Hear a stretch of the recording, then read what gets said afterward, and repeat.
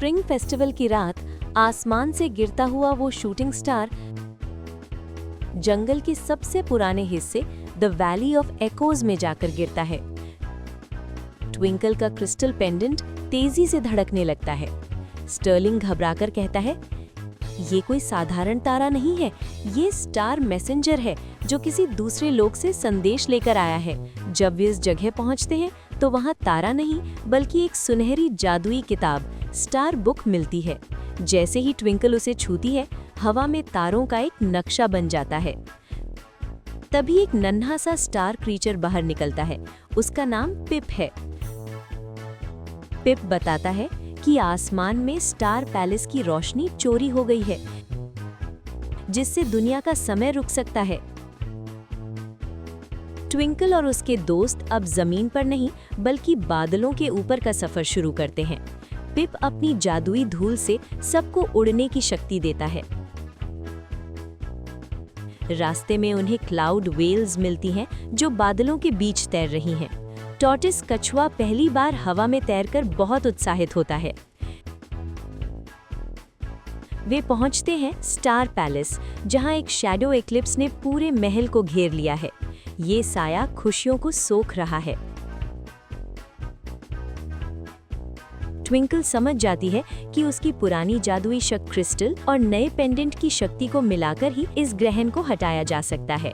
Twinkle, Stirling और पिप एक circle बनाते हैं।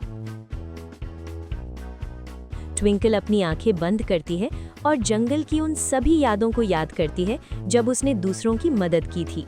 उसके दिल की अच्छाई से एक सुपरनोवा जैसी रोशनी निकलती है जो साए को खत्म कर देती है और सितारों को वापस अपनी जगह पहुंचा देती है।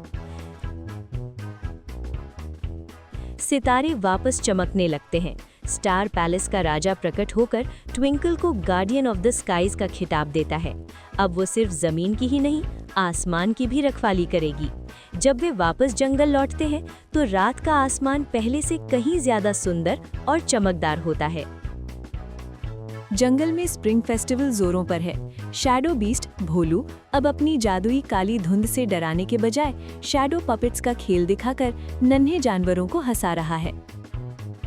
अचानक एक तालाब के पानी में हलचल होती है। भोलू की अपनी परछाई उससे अलग होने लगती है। तालाब से एक नया विलन निकलता है, नल, जो दुनिया के सारे रंगों को चुराकर उसे बेरंग ब्लैक एंड व्हाइट बनाना चाहता है। वो भोलू की पुरानी बुरी ताकतों का बचा हुआ हिस्सा है। नल कहता है, अगर सब कुछ फीका होगा तो कोई डरेगा नहीं, कोई हंसेगा नहीं, बस सन्नाटा होगा। ट्विंकल अपना क्रिस्टल पेंडेंट चमकाती है, लेकिन नल की ताकत रंगों को सोख रही है। भोलू आगे आता है। वो जानता है कि अंधेरे को कैसे संभालना है। भोलू चिल्लाता है, मैंने डराना छोड़ दिया है, अब मैं बचाना जानता हूँ। वो अपनी परछाई को एक ढाल बना देता है ताकि ट्विंकल सुरक्षित रहे। ट्विंकल अपनी उड़ने वाली शक्ति और भोलू की छाया की ताकत को मिला देती है। दोनों मिलकर एक रेनबो टॉर्नेडो बनाते हैं जो नल की बेरंग दुनिया को वापस रंगों से भर देता है। नल हार मान लेता है और एक छोटे से मासूम पत्थर में बदल जाता है। पूरा जंगल फिर से खिल उठता है। भोलू को अब सब फॉरेस्ट प्रोटेक्टर मानने लगते हैं। ट्विंकल और उसके दोस्त मिलकर उस नल स्टोन को ऊंचे पहाड़ पर रख देते हैं ताकि वो दुनिया की खूबसूरती को देख सके और कभी बुरा न बने। कहानी खत्म होती है जब ट्विंकल, स्टर्लिंग और भोलू चांद को देखते हुए मुस्कुराते हैं।